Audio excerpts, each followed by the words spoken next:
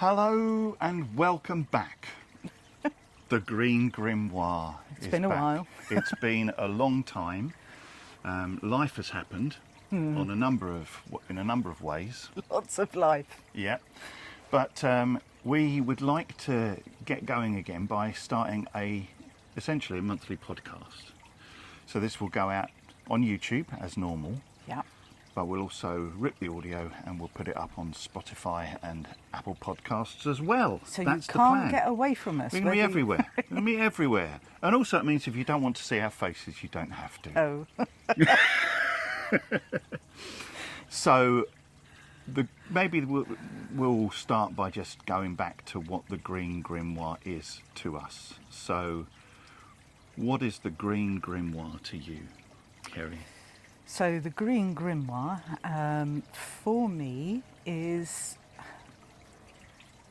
a title that kind of encompasses the idea of the natural world as a holistic being and the magic that it holds and the wisdom that we can discover through our relationship with it. For me, the Green Grimoire is about recording our relationship with the world around us. Seasonal stuff, kind of personal magic stuff and all of that. So yeah, it's kind of like a book of magic of our adventures with stuff. Yeah. The natural world. And we're going to have fun with this. Essentially, that's what it's about. It's about having fun and about also questioning ourselves about what we believe about stuff. Yeah. And putting it out there for you to see and hear. The Green Grimoire was something that I felt when the pandemic began and all my gigs disappeared, and I realised that most of for both of us, I think, a lot of our druidry was outward directing to the community. And when all of that disappeared, I just thought, well, what's left? What do I believe? And I just went quite deep over a course of a number of months because you couldn't do anything else. And, just came to the conclusion that really the source of it is animism and the relationship with the natural world around us. And that's what led to the kind of title, the Green Grimoire, the Book of Nature, the book of nature that is around everywhere with us. And all of our pagan bookshelves are awash with pagan books. Yeah. And they're lovely. It's really good. They connect, and you can learn a lot from them. But what we kind of realised was the book had I'm not already a book been. learner though. No, you're not. No. I'm an experiential You are a junkie. deep diver of stuff. You can go That's down a true. rabbit hole. Oh yeah, I've been doing that So, today. even. Yeah. So that's cool. But basically, the book has already been written. It's all around us, and a huge part of this pagan path to me is about connection and about relationship. And you get that through direct experience and not necessarily through pages in a book. So that's the Green Grimoire. Yeah. And what it means to us. Every time I say nature, I get Graham Harvey in my ear, who is a wonderful, wonderful man. If you've not read or listened to any of his stuff, thoroughly recommend him. And he's just a gorgeous man anyway. And he talks about animism. His whole life work is about animism. And go and search him out if you've not heard of Graham Harvey. But he does not like the word nature. So for a human connection with it. Yes. Because it separates us. Yes, because it separates somehow. But it's such a word that's woven into our language. It's quite difficult to kind of separate it. But we are nature as much as how we view the world. And I think the Green Grimoire for me is as much about reintegrating ourselves into the weave of the natural world, because we've been somehow culturally religiously, spiritually separated out, and it's not healthy. It's a sense of disconnect, and these podcasts, I think, are about a sense of reconnection within our own souls, minds, body, and spirit. Absolutely, yeah. Does that make sense? It makes total sense. When we say I'm going to watch a nature program, there's nothing about it in it about humans. No. It's all about everything else. Yeah. But we are, you know, as Graham Harvey says, as animism implies and teaches, we are a part of the natural world. Exactly. And that separation means that we can view it as something that isn't quite us. And that's not necessarily healthy. It implies a lack of responsibility, empathy, enchantment, wonder, awe. When you separate something, I am one of my soapboxes. I'm gonna just lay it out for you right now. Yeah, it is. It's my soapbox, which is attached to my feet. Is that I've spoken so long now, I've forgotten what soapbox is.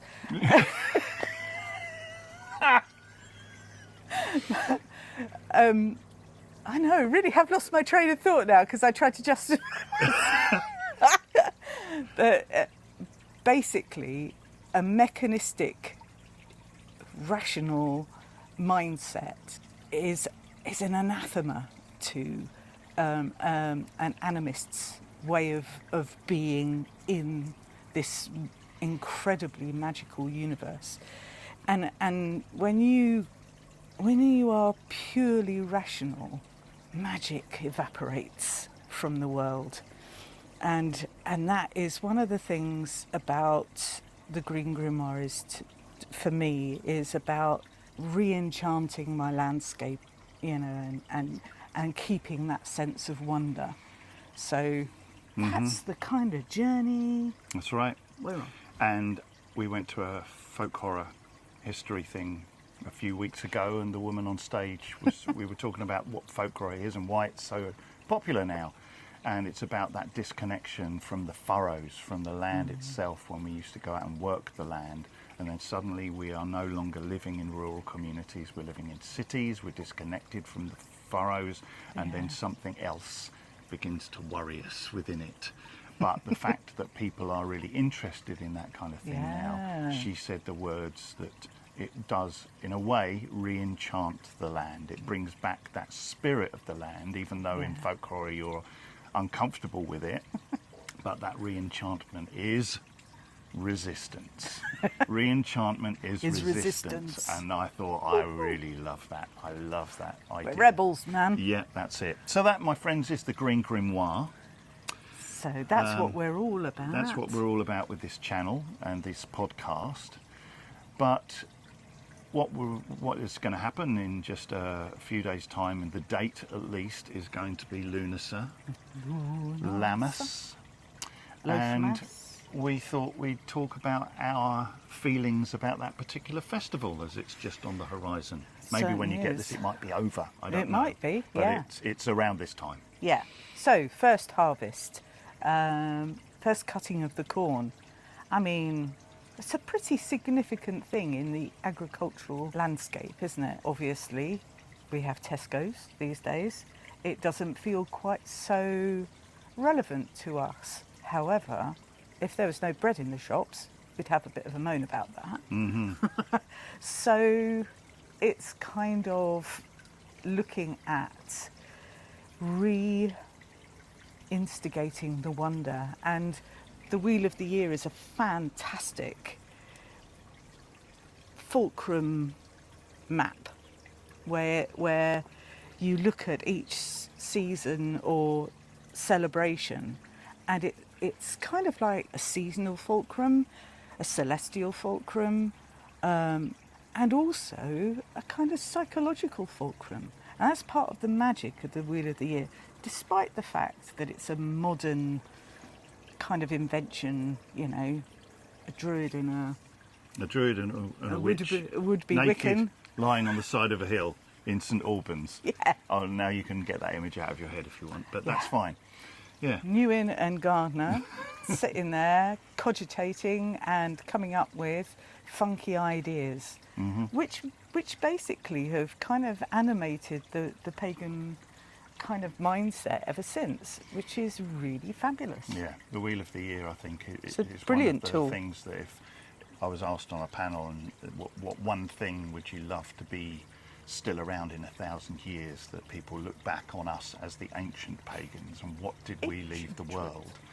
And I would think it would be the Wheel of the Year, because it's such an amazing gift, a beautiful mandala that fits and drops onto the elements, onto the sunrises and solstices, onto the moon phases, on life. If you can drop all these, it's the perfect circle of life, death and rebirth. And it doesn't matter where you are in the world, you can apply that Wheel of Year and adjust it to your own particular landscape. Something's happening. Something somewhere. Happening. But we've gone off track of Lughnasadh and Lammas Oh, a okay. little bit. so Lughnasadh, Lammas. There might be a lot of off-track Yeah, it's gonna riding. Lughnasadh, Lammas, to me, I remember when I first found this sort of pagan path and the connection to this time of year of the first harvest. And I think when you do have world trade and you have supermarkets, when anything can be available off-season any time throughout the year, that is one of the things I think that kind of leads to the disconnect of the natural cycles of life that I think as pagans and druids, you know, we're trying, I think, to try and reconnect with. So eating seasonally is a really good thing. It's healthy as well. Really but important. this time of year, what you look out onto the fields, and obviously now you see the combine harvesters, but back in the day you would have seen the community out with their scythes, and they would be cutting the corn. I And when mean, we let's say face it, it corn- wasn't idyllic, but No, but when we say corn, to our American viewers, corn I know would mean maize to you, but corn is an old English word that means seed. So when we are talking about corn, we are talking about the seeds of wheat, of barley, of the grains of the field, which incidentally, if we want to just have a little connection to that, the word for oak in Old English is ack.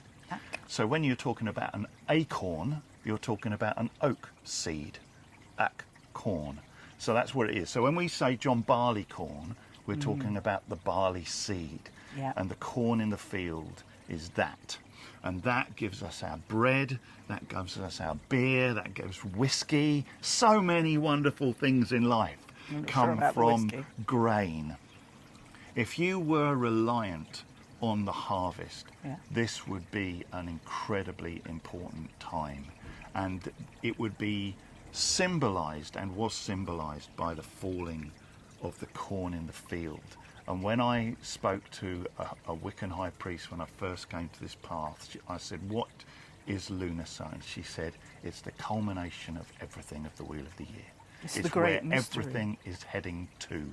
All of those festivals are heading to the harvests of Lughnasadh, Lammas and the autumn equinox.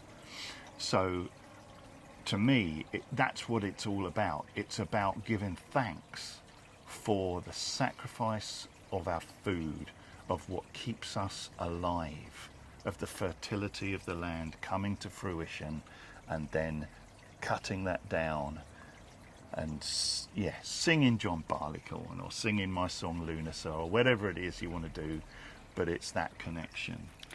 it's a connection that has been around ever since humans discovered and developed farming.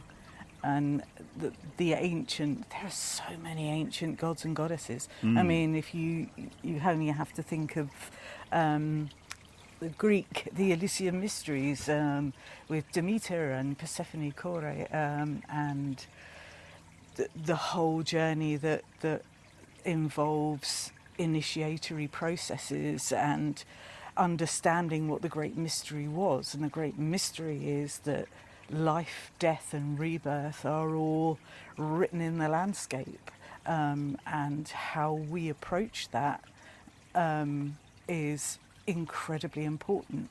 What we sacrifice, what we offer in exchange. This time is about sacrifice. It's about the sacrificial king and his connection to the sun. I was musing the other day, after kind of a lot of thinking, as I write the rituals for our open rituals, and I kind of felt like I needed to change things up a bit, and I was doing a deep dive on global harvest rituals.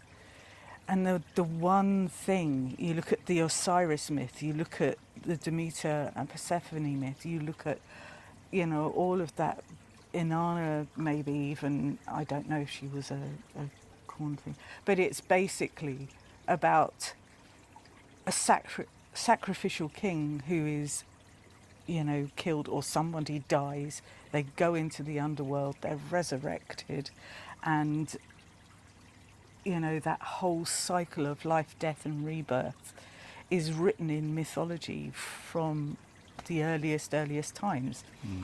And it's just such a powerful psychological thing to me. And there's that sense of Isis and her magic to bring Osiris back.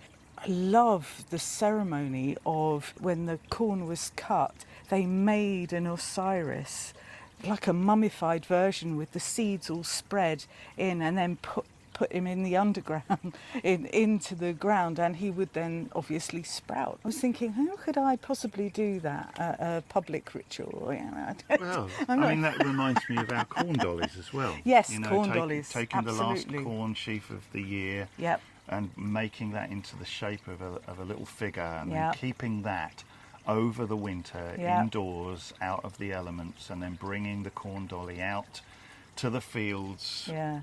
And that's the first thing that is planted back in the furrows before the seeds are planted for the next, grain harvest.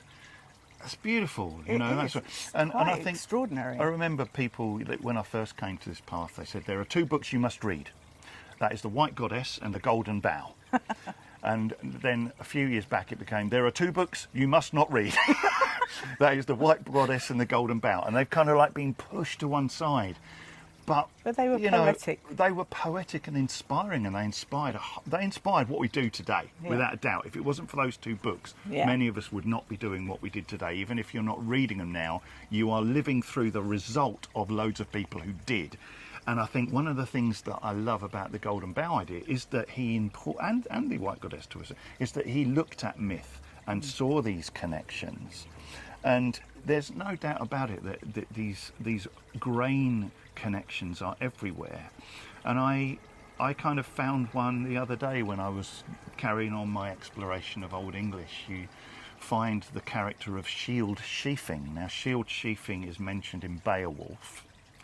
He's also known within Scandinavian lore as a son of Odin. But within the Beowulf lore and Old English mythology and poetry, shield sheafing arrives on the Isles of Britain in a coracle that has been set loose by who knows what, surrounded by grain of corn, by ears of corn and wheat, and then is brought in and is then a mighty warrior and ruler and is powerful. But no one knows who it was who just put them in that coracle, surrounded by wheat, and set them off on their journey to then rock up on the Isle of Britain. Sounds like the first farmers arriving, doesn't it? But, well, it might be that. It could be that, but if you then look at the myth of Taliesin, you have this Taliesin as Guillaume Bach was finally consumed as a grain of wheat, ripening under the sun, that then goes into the incubation process of the goddess Ceridwen to be reborn. And she doesn't kill this child who has been inspired and blessed by the elements, but puts them on a coracle and sets them out into the sea to be caught in the salmon weir of Lughnasadh, who then goes on to be Taliesin. And you just look at these stories. So many overlaps. And seriously, that we know they come from different cultures, but ultimately all of those cultures came from an Indo-European root. Exactly. And that all of those myths must surely stem from that same requirement of blessing and needing food and the corn and the harvest and everything that goes with it. It's in all of those cultures, right the way from the Greek to the Egyptian to the Babylonian, Scandinavian, the Babylonian, the Old English, Anglo-Saxon, probably and the into Brythonic the Americas as well, I would imagine. I'm not very familiar with a lot of that. Yeah. But I think this is the thing. I think this is one of the other things that I love. I'm mildly dyslexic, and I find reading books. So I've never read much of. I've definitely not read The Golden Bough. I've read some. Big book. It is a big book. It's intimidating.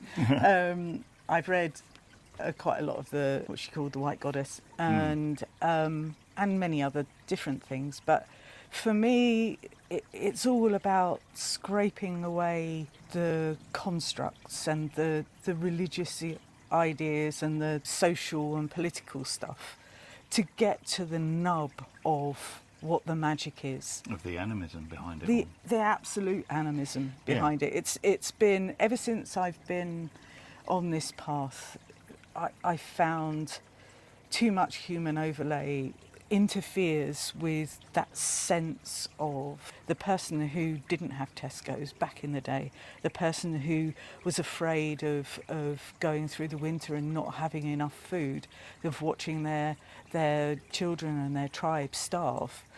That necessity of the sacrifice of something having to die, to be aware enough that you have to retain the best seed of that in order for it to basically be reborn the next year, is,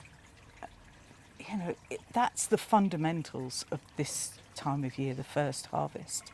That's the magic, and that's the power of where you dig deep into your own landscape to find those mythologies or that story that's living within your own landscape, wherever you might be. You might be in the Australian outback or in a jungle somewhere, but there will be something that replicates that aspect of that story. If I think about the corn in the field, which is actually what the symbol to me of Lammas Lughnasadh is the corn in the field being cut. And if every single piece of corn has a spirit through animism, it's a field of persons. But also within animism, there's the idea that a group of persons can also have a spirit. Yes. So a tree, an individual tree has a spirit, but a woodland also has a spirit of the combined spirits of the woodland. Yeah. And that goes again for the field of corn. It is a community that creates a spirit of that field.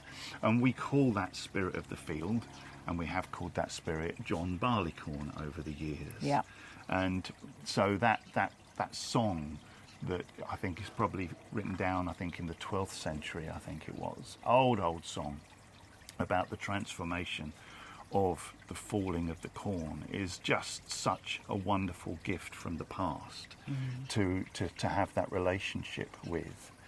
And when we have our ceremonies, we write in a person who will represent John Barleycorn, who is holding the grains of wheat in their hand and is then cut by the goddess, and the grains of wheat will fall to the ground to become the next year's growth and the like. And it really is It's powerful. the culmination of the planting, growing light. Which kind of says, okay, so Lughnasadh and Lammas are the two names that this festival is known by. And Gul Aust, I think that's how you pronounce it in Welsh. Sorry for the pronunciation. The eve of August. Lughnasadh in Irish is the name of the month of August, and not just the festival. And Lammas was a date back in the day. I've been trying to find any historical Lammas ritual written down, and it seems more as the point of Lammas has arrived. Let's get out in the field. The corn is ready to be cut, and let's have a joyous celebration of that. Much like you see written down with the joyous celebrations of Lughnasadh, which is dedicated to the god Lugh. Yeah. So, you know, and of course, people argue on the internet all the time, don't they?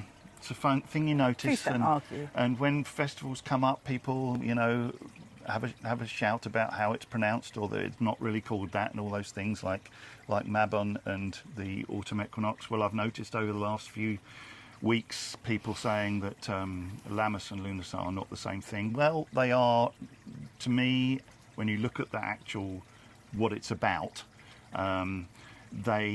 They certainly are about the harvest. They certainly are about corn. They certainly are about celebration. They were celebrated by the cultures of Ireland and what was then the Anglo-Saxon England. Of course, any name that has the word mass after it is of Christian origin.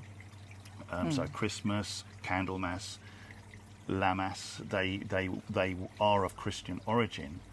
But here's the thing, Kerry. What's the thing, Dave? Lammas came from loaf mass, yeah, and hlaf or hlafmas, yeah, lafmas. Now, the laf word was the male head of the household. The hlafadi was the female household head, which were over the years shortened to Lord and Lady. Is that how they were pronounced? That sounds different to what you said I earlier. probably have, yes. I know the hlafwerd is okay. Right. Yeah. But the hlafadi or something like that, I can't remember that one. Oh, anyway. But anyway, it's Lord and Lady is what they have been, reduced to over the years. And we also know, what do Frey and Freya mean? Lord and Lady. They mean Lord and Lady. When you look at the connections of the Vanir of Northern European myth, what are they connected with? Fertility. Fertility, nature, and the growing and dying of seasons. Even the story with Sif and her golden hair of the corn, where Loki, as he does, comes along and whips off her hair, thinks it's all very funny until he has to go off and replace her hair, and comes back after seeing the dwarves, who are elementals, are they not, and underground. So you've got a chthonic kind of underworld association thing. He comes back with many gifts, I think, including Mjolnir, doesn't it? Mjolnir, as he says. I can't help it. It's the Thor films. It's the character in there when she can't say Mjolnir. Yeah. Probably Mjolnir. It's funny. I think it's funny. Yes, there are other gifts that come back as well. Yes. So, Loki causing his issues again, but causing, causing this chaos. beautiful hair to be once Beautiful. more on Sif's head. It's everywhere. Lughnasadh, Lammas is all throughout all of these stories. And the corn and the spirit of the corn, such a powerful, important thing, are all over these myths. It's one of the most, I think, personally, it's one of the most profound points in the agricultural celebrations. because it is so visceral. As an animist, the idea of corn peoples being cut down, if you live with an animist's point of view, that's quite an emotional thing. It really is a sacrifice. It's not our sacrifice, it's their sacrifice for our well-being. And you have to find some deep gratitude and honouring in this particular ritual when you are killing something for your own benefit. And I think when on and off over the years I've been a vegetarian and I'm not overly fond of meat, but unfortunately sometimes I get ill if I don't eat more protein. But one of the things that was profoundly disturbing to me was the realisation when I was about 14. I watched Tales of the Unexpected, where the chap creates a machine that can hear plants. I mean, they've got those these days. And he was stood next to a field of wheat being mown down. I mean, yeah. And I was my 14-year-old self chopping up carrots in the kitchen, bawling my eyes out, going, "This carrot is alive." It's like, I mean, it's true. This is this thing, and it was at that point that I became profoundly aware of the things that I put in my mouth, and I am entirely grateful for everything that is sacrificed for my well-being. And I think that this is one of the magical connections, one of the relationships between our bodies and the bodies of other than human persons, including carrots or corn or whatever that may be. It's easier to have some kind of empathy with a tree or but chopping up your carrots, that doesn't always occur to people. It's just so workaday. But that's a profound relationship. Every single day. It's the food that goes into your body and is transformed. So we have a little Lughnasadh every single day. Yeah. But that's it for me. It is a festival of thanksgiving for the first harvest. We'll talk about the autumn equinox on another show, but that's what Lughnasadh feels it is to me. In fact, the Wheel of the Year is that to me, and I went with my personal connection with the Wheel of the Year. It's not about it's a little bit about my personal journey, obviously, about asking for things to come to fruition in my life as the seasons turn, as we do with our magical workings. But ultimately, it is a cycle of connection and thanksgiving for the fertility of this amazing planet that we live on.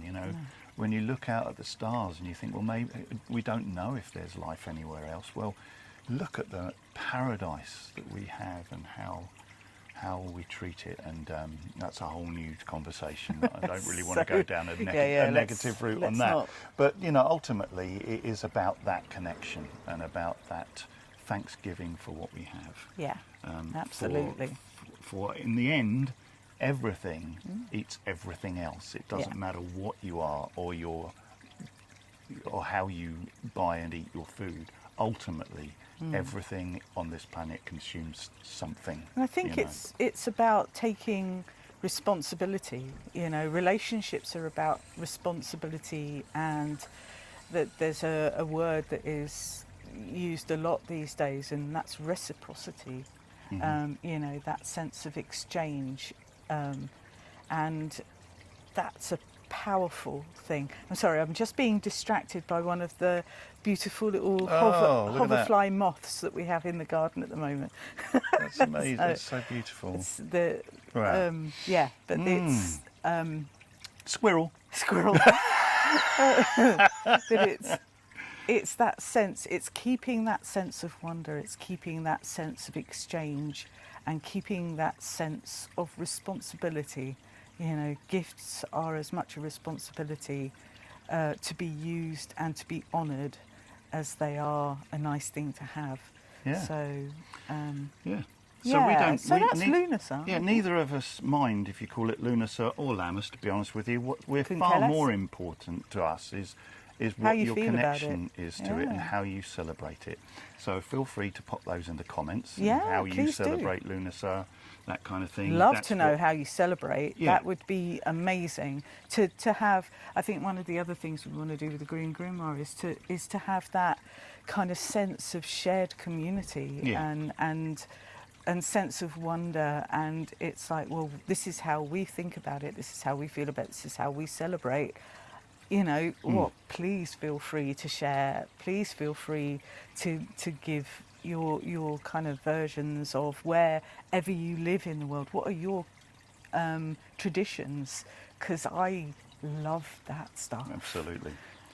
And we want this place to be a place of peace. Yes. So we will, as much as possible, keep any talk of any of the annoying stuff that I'm sure you are aware of in the world right down, and just focus on nature connection, on reconnecting to the natural world, Yeah. and bridging that gap between us and the great big whatever it is, in whatever way that you connect with that, Yeah. or them, or whatever. And we Yeah. we have instigated something from the moots that we set up ages ago. I think it was our good friend Heidi who came up with the idea, wasn't it? Yes, think so. It Yeah. was in the moots. It was called the Jam Jar of Possibilities. And what we're going to do is instigate the The jar of inspiration. yes cauldron, the Wow. green cauldron The of green inspiration. cauldrony jar Cauldron. of inspiration. It's Yeah. got sunflowers and things all over it, and it's fab. I like it a lot. So in here are little folded up bits of paper that we have kind of thought, what should we talk about on this podcast? What should we do?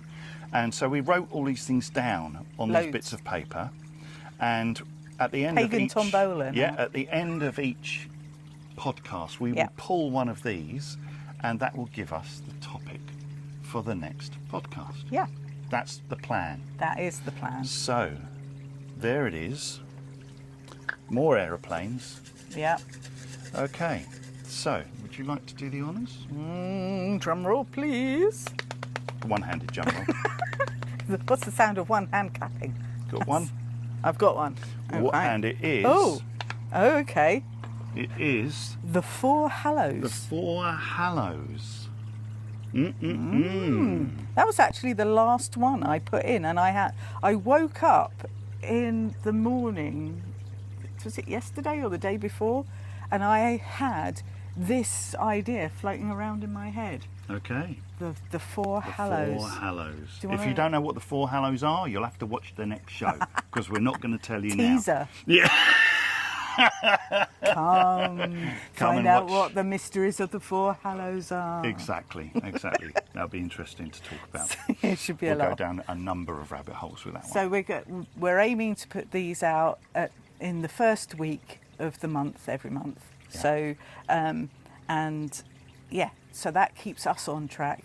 It keeps us kind of. If looking we for didn't fun give ourselves things. a deadline, well, you can see what's happened, because we haven't produced anything for about a year and a half. So we've got to have a deadline. We've Yeah. got to have a deadline. Deadline. Dave works on deadlines, Mm-hmm. and I work on his deadline. It's true, though. Otherwise, nothing happens. Okay. all right. Okay, so the Well, Four Hallows. Join us Dun, on the dun, first week dun. of September. Oh, That yeah. will be for that next show. But we might put some other bits and pieces up between then. Oh, yeah. Because we're going on journeys, little journeys in our camper van, the yeah. Raven, soon. So hopefully we'll introduce you to the Raven in another podcast. And yeah. Not a podcast, another video. Yeah, Yes, videos yes. rather. So this is the podcasty one. Those will just be kind of like little fun trips out, Yeah. different things, back over the allotment at some point. and various other things. We're So back, my friends. We're we back. are back. Hope you enjoyed that. Yeah. We enjoyed it. Yes. I think I enjoyed it. Don't forget to subscribe. I think I've got to say that. Oh, haven't I? Lord. Don't forget to like and subscribe. Gee willikers. But it's true. I hate that It helps us with the algorithm, apparently. I don't know. What? I hate that. You got to say it, apparently. It's law. If I didn't say is that... it law? Yes, law of the YouTube The law of YouTube Yeah, law. it is, yeah. No, can't bear it. Sorry. But do. Please. Social media person here. Right.